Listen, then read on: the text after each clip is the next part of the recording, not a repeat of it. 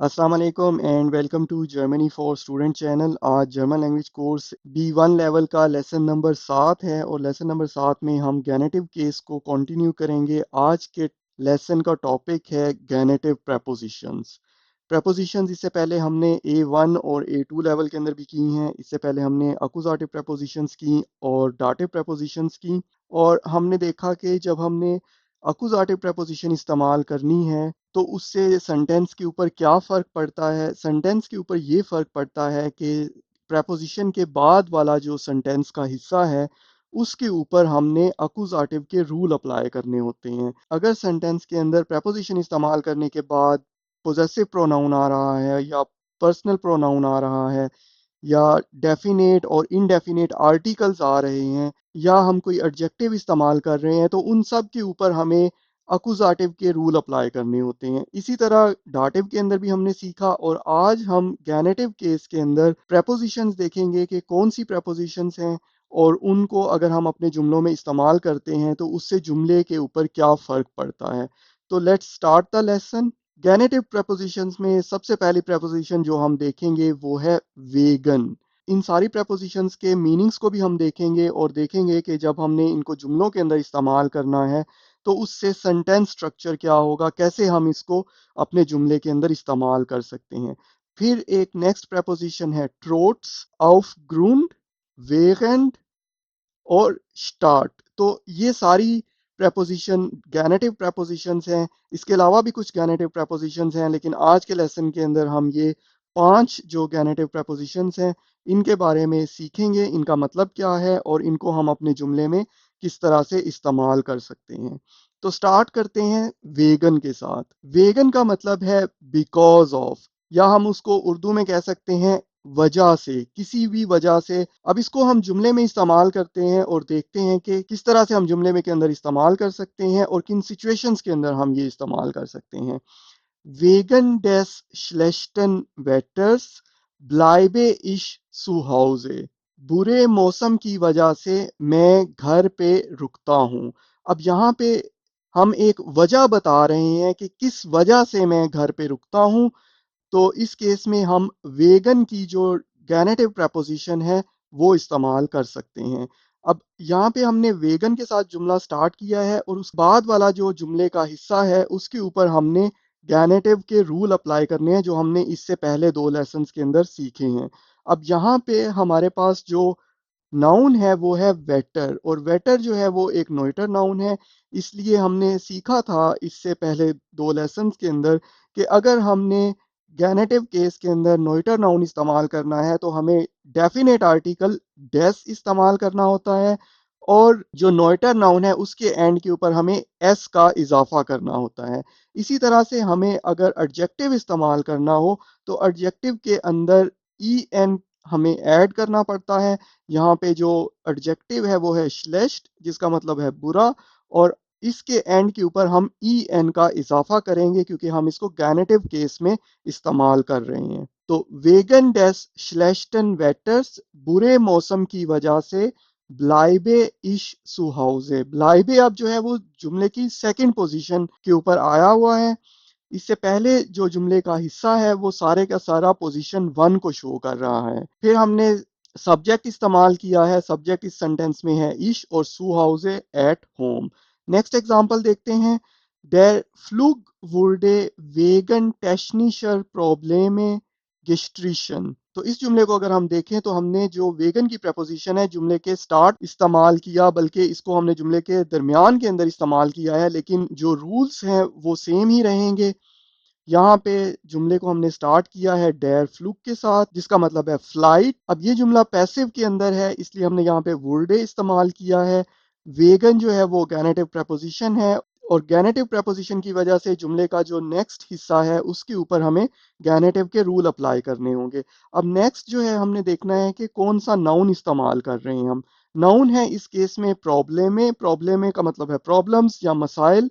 अब ये प्रॉब्लम जो है वो एक प्लूरल नाउन है, इसलिए अगर हम प्लूरल नाउन को इस्तेमाल करेंगे तो फिर हमें अगर उसका कोई एडजेक्टिव इस्तेमाल करना होगा तो उसकी एंडिंग हमें ई आर के साथ करनी होगी। तो टेक्निश जो है वो टेक्निकल प्रॉब्लम्स, और क्योंकि यहाँ पे गैनेटिव प्रपोजिशन इस्तेमाल हुई है इसलिए टेशनिश नहीं होगा, टेशनिशर प्रॉब्लम में होगा। और गेस्ट्रिशन का मतलब है कैंसल होना। तो जहाज या फ्लाइट टेक्निकल प्रॉब्लम्स की वजह से, टेक्निकी मसाइल की वजह से कैंसल हो गई। नेक्स्ट एग्जांपल देखते हैं। वेगन जाइनर क्रांकहाइट कोंटे एर निश्त आर्बाइटन। अपनी बीमारी की वजह से वो काम नहीं कर सकता। इस जुमले को अगर हम देखें तो स्टार्ट हमने अगेन गैनेटिव प्रपोजिशन वेगन से किया है। उसके बाद वाले हिस्से के ऊपर हमने गैनेटिव के रूल अप्लाई करने हैं। अब नेक्स्ट जो जुमले का हिस्सा है उसमें नाउन आ रहा है क्रांकहाइट। क्रांकहाइट का मतलब है बीमारी और ये एक फेमिनिन नाउन है। फेमिनिन नाउन और के अंदर हमें अगर हम सिंपल पोजेसिव प्रोनाउन इस्तेमाल करेंगे तो उसकी एंड के ऊपर हमें ई आर का इजाफा करना होगा। तो इसलिए हमने जाइनर क्रांकहाइट और जो कुंटे है वो यहाँ पे सेकंड पोजीशन को शो कर रहा है। सेकंड पोजीशन के ऊपर मॉडल वर्ब इस्तेमाल हुआ है और एर जो है वो सब्जेक्ट है।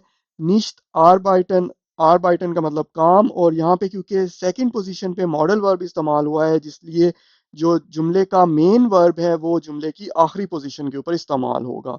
तो आरबाइटन इन्फिनेटिव फॉर्म के अंदर इस्तेमाल होगा और जुमले की आखिरी पोजीशन पे। तो वेगन जाइनर क्रांकहाइट कुंटे एर निश्त आरबाइटन। अपनी बीमारी की वजह से वो काम नहीं कर सकता। नेक्स्ट गैनेटिव प्रपोजिशन देखते हैं जो कि है ट्रोट्स।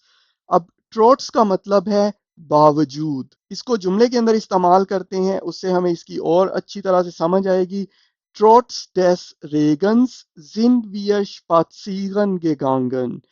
बारिश के बावजूद हम वॉक पर गए। अब ट्रोट्स क्योंकि गैनेटिव प्रपोजिशन है इसलिए इसके बाद वाला जो जुमले का हिस्सा है उसके ऊपर हम गैनेटिव के रूल अप्लाई करेंगे। रेगन जो है वो एक मास्कुलिन नाउन है इसलिए मास्कुलिन नाउन के लिए डेफिनेट आर्टिकल गैनेटिव केस से होता है डेस और हमें मास्कुलिन नाउन के एंड के ऊपर एस या ई एस का इजाफा करना होता है। यहाँ पे हम रेगन इस्तेमाल कर रहे हैं तो रेगन के केस में हमें सिंपल एस का इजाफा करना होगा। sind wir spazieren gegangen। spazieren gehen एक वर्ब है जिसका मतलब है वॉक पे जाना। और ये वर्ब जब भी हम इस्तेमाल करेंगे हमें जाइन को सेकंड पोजीशन पे कॉन्जुगेट करना होगा। ये परफेक्ट का एक जुमला है तो परफेक्ट के जुमले में हमें सेकंड पोजीशन पे जाइन या हाबन को इस्तेमाल करना होता है। यहाँ पे क्योंकि मूवमेंट है जुमले के अंदर इसलिए हम जाइन को कॉन्जुगेट करेंगे और वियर के हिसाब से कॉन्जुगेट करेंगे तो वो हो जाएगा जिंड spazieren gegangen। नेक्स्ट एग्जांपल देखते हैं। Trotz der Schwierigkeiten hat sie das Ziel erreicht। मुश्किलात के बावजूद उसने अपना टारगेट या अपना ऑब्जेक्टिव हासिल कर लिया। ट्रॉट्स के साथ अगेन जुमला स्टार्ट हो रहा है और उसके बाद जो हम नाउन इस्तेमाल कर रहे हैं वो है श्वीरिशकाइटन। श्वीरिशकाइटन का मतलब है मुश्किलात। श्वीरिशकाइटन एक क्योंकि प्लूरल नाउन है इसलिए गैनेटिव केस के अंदर जो डेफिनेट आर्टिकल होगा वो होगा डेयर। तो ट्रोट्स डेयर श्वीरिशकाइटन ये हमारी पहली पोजीशन है जुमले की। हट जी द सील एगाइश्ड। उसने अपनी ऑब्जेक्टिव या टारगेट हासिल कर लिया। हट जो है वो सेकंड पोजीशन के ऊपर इस्तेमाल हुआ है। उसके बाद सब्जेक्ट हमने थर्ड पोजीशन पे इस्तेमाल किया है जी। क्योंकि ये एक परफेक्ट टेंस की एग्जांपल है इसलिए जुमले की आखिरी पोजीशन पे हमने पार्टिसिप्स वाई फॉर्म को इस्तेमाल करना होता है। एगाइशन की जो पार्टिसिप्स वाई फॉर्म है वो है एगाइश। नेक्स्ट एग्जांपल देखते हैं। ट्रोट्स des Widerstands des Gegners haben sie das Spiel gewonnen। यहाँ पे दो दफा गैनेटिव केस इस्तेमाल हुआ है क्योंकि यहाँ पे इस जुमले की रिक्वायरमेंट ऐसी है कि हमने इसके अंदर ये चीज बतानी है। अब इस जुमले का मतलब क्या है। ट्रोट्स डेस वीडरस्टांड्स डेस गेगनर्स। मुखालफिन की रेजिस्टेंस के बावजूद उन्होंने गेम जीत ली या उन्होंने खेल जीत लिया। अब यहाँ पे ट्रोट्स डेस वीडरस्टांड्स। अब वीडरस्टांड क्योंकि एक मास्कुलिन नाउन है इसलिए हमने इससे पहले जो गैनेटिव केस डेफिनेट आर्टिकल है वो इस्तेमाल करना है। ट्रोट्स डेस वीडरस्टांड्स और वीडरस्टांड के बाद एस भी हमें ऐड करना होता है क्योंकि ये हम ऑलरेडी सीख चुके हैं गैनेटिव केस में। रेजिस्टेंस के बावजूद अब किस चीज की रेजिस्टेंस। डेस गेगनर्स मुखालिफिन की रेजिस्टेंस। तो ये सारे का सारा जो जुमले का हिस्सा है ये पहली पोजीशन को शो कर रहा है और सेकंड पोजीशन पे हमारे पास हाबन है। अगेन ये परफेक्ट टेंस की एक एग्जांपल है और उसके बाद जब हम परफेक्ट टेंस इस्तेमाल करते हैं तो जुमले की आखिरी पोजीशन पे हमें पार्टिसिप स्वाय फॉर्म इस्तेमाल करनी होती है। तो गिविनन की जो पार्टिसिप स्वाय फॉर्म है वो है गिवोनन। देखते हैं नेक्स्ट एग्जांपल, ऑफ ग्रूंड जो है वो भी एक गैनेटिव प्रपोजिशन है। ऑफ ग्रूंड को हम अलग-अलग से भी लिख सकते हैं, ऑफ और ग्रूंड दो लफ्जों के अंदर, और इसको हम मिला के भी लिख सकते हैं। दोनों जो हैं वो ठीक हैं और दोनों का सेम ही मतलब है। ऑफ ग्रूंड seiner Verletzung kann er nicht am Turnier teilnehmen। ऑफ ग्रूंड का मतलब है की वजह से। aufgrund seiner Verletzung, Verletzung कहते हैं इंजरी को या जख्मी होने को। अपनी इंजरी की वजह से kann er nicht am Turnier teilnehmen, अपनी इंजरी की वजह से वो टूर्नामेंट में हिस्सा नहीं ले सकता। अब इस जुमले के अंदर हमने बहुत सारे कॉन्सेप्ट ग्रामर के इस्तेमाल किए हैं।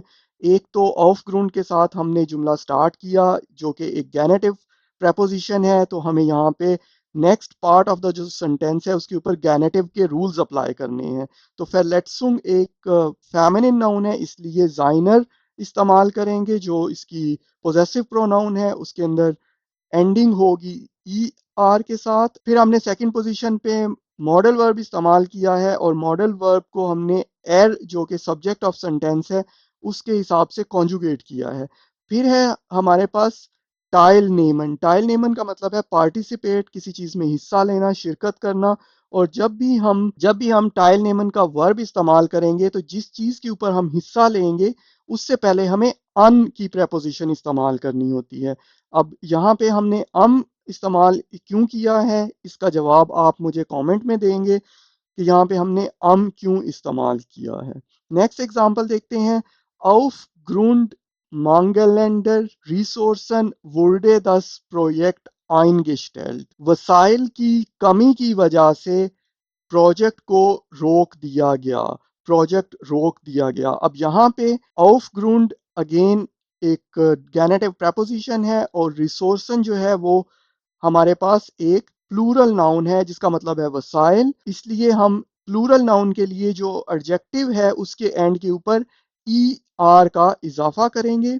और ये सेंटेंस जो है वो पैसिव के अंदर है, पास्ट के अंदर, इसलिए हम यहाँ पे वुल्डे इस्तेमाल करेंगे। 10 प्रोजेक्ट आइनगेस्टेल्ट, प्रोजेक्ट को रोक दिया गया। नेक्स्ट एग्जांपल देखते हैं, aufgrund des Feiertags sind die Geschäfte geschlossen। Holiday की वजह से या फायर टाग की वजह से दुकानें या स्टोर बंद हैं। अब इस सेंटेंस के अंदर दुकानों के बंद होने की वजह क्या है? वजह यह है कि आज एक हॉलीडे है। इस चीज को बयान करने के लिए हम ऑफ ग्रूंड की जो प्रेपोजिशन है वो इस्तेमाल कर सकते हैं। ऑफ ग्रूंड जो है वो गैनेटिव प्रपोजिशन है, इसलिए इसके बाद वाला जो हिस्सा है सेंटेंस का उसके ऊपर हमें गैनेटिव के रूल अप्लाई करने होंगे। फायर टाग जो है वो एक मास्कुलिन नाउन है, इसलिए इसके लिए हम गैनेटिव केस से डेफिनेट आर्टिकल लेंगे डेस और फायर टाग के एंड के ऊपर एक एस का इजाफा करेंगे। जिंद दी गेशेफ्टे गिशलोसन, दुकानें बंद हैं। नेक्स्ट एग्जांपल है गैनेटिव प्रपोजिशन की वेगेंट। वेगेंट का मतलब है दौरान। वेगेंट der Prüfung durften wir keine Notizen verwenden। Exam के दौरान हमें नोट्स इस्तेमाल करने की इजाजत नहीं थी। तो यहाँ पे वेरेंट का मतलब है दौरान, और क्योंकि ये एक गैनेटिव प्रपोजिशन है इसलिए इसके बाद वाला जो जुमले का हिस्सा है उसके ऊपर हम गैनेटिव के रूल अप्लाई करेंगे। प्रूफुंग एक फेमिनिन नाउन है, इसलिए हम इसका गैनेटिव केस से जो डेफिनेट आर्टिकल है वो इस्तेमाल करेंगे और वो होता है फेमिनिन नाउन के लिए देयर। उसके बाद क्योंकि हम माजी के बारे में बात कर रहे हैं, पास्ट के बारे में बात करते हैं, तो डुर्फटन हम जो डुर्फन मॉडल वर्ब की पास्ट के अंदर फॉर्म है वो इस्तेमाल करेंगे। उसके बाद आएगा हमारे पास सब्जेक्ट थर्ड पोजीशन के ऊपर, काइने नोटिसन फेरवेंडन। फेरवेंडन जो है वो इन्फिनेटिव फॉर्म है और क्योंकि हमने यहाँ पे मॉडल वर्ब इस्तेमाल किया है इसलिए जो मेन वर्ब है वो जुमले की आखिरी पोजीशन के ऊपर इन्फिनेटिव फॉर्म में चला जाएगा। नेक्स्ट एग्जांपल देखते हैं। Während des Abendessens diskutierten wir wichtige Themen। Dinner या शाम के खाने के दौरान हमने इम्पोर्टेंट टॉपिक्स के ऊपर डिस्कस किया। Während des Abendessens, again again जुमले का ये हिस्सा जो है ये पहली पोजीशन के ऊपर है। उसके बाद हमने डिस्कुटियर्टन, डिस्कुटियर्टन जो है वो पास्ट फॉर्म है डिस्कुटीगन की, जिसका मतलब है किसी चीज को डिस्कस करना। और क्योंकि हमने पास्ट के अंदर डिस्कस किया इसलिए हम यहाँ पे डिस्कुटियर टेन जो पास्ट की फॉर्म है वो इस्तेमाल करेंगे। और वियर जो है वो सब्जेक्ट है इस सेंटेंस में, जो कि थर्ड पोजीशन के ऊपर आया है। विchtige Themen, important topics। Next example है। Wir haben viel gelernt während der Schulzeit। School time के दौरान हमने बहुत कुछ सीखा। तो ये वेरेंट preposition का मतलब है दौरान। अब हम देखते हैं आखिरी preposition इस लेसन के अंदर जो हम कवर करेंगे वो है स्टार्ट। स्टार्ट का मतलब है की बजाय।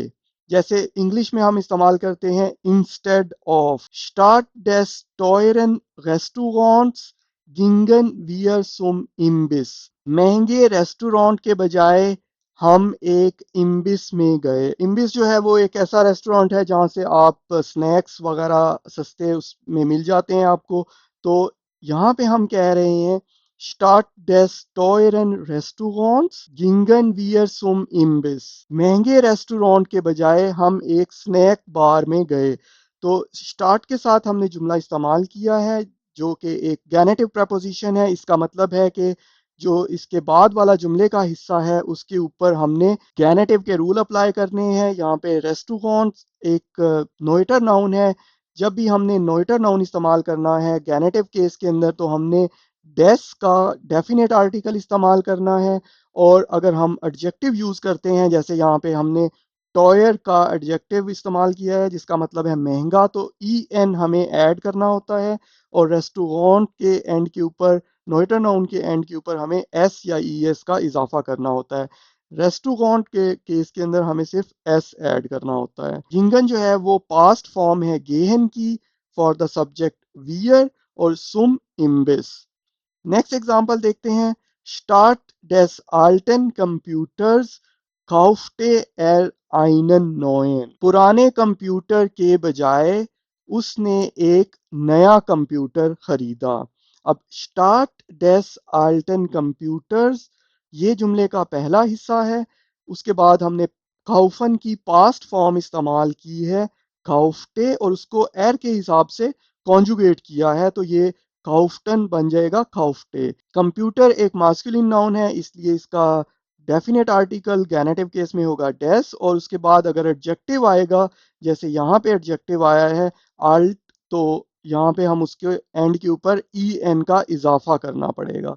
तो यहाँ पे आप देख रहे हैं कि पास्ट के अंदर जो हमने बहुत सारे कॉन्सेप्ट ग्रामर के सीखे उन सारे कॉन्सेप्ट्स को बारी बारी जुमलों के अंदर इस्तेमाल कर रहे हैं, अपनी अंडरस्टैंडिंग बढ़ा रहे हैं, प्रैक्टिस कर रहे हैं। अब हम होमवर्क के ऊपर एक नजर डालते हैं। Wir haben viel gelernt der Schulzeit। अब आपने यहाँ पे बताना है कि कौन सी preposition गैनेटिव केस की इस्तेमाल होगी। सेकंड जुमला है fill in the blank der hohen Nachfrage sind die Tickets ausverkauft। तीसरी एग्जांपल है fill in the blank des Streiks fahren heute keine Züge। तो यहाँ पे आपने बताना है कि कौन सी prepositions इन जुमलों के अंदर इस्तेमाल होंगी। इन 5 prepositions जो हमने आज के लेसन के अंदर सीखी हैं इनमें से 3 prepositions यहाँ पे इस्तेमाल होंगी।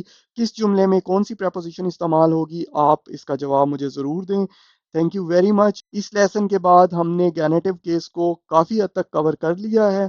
अब हम किसी नए टॉपिक के ऊपर नेक्स्ट लेसन में दोबारा मिलेंगे। अल्लाह हाफिज़।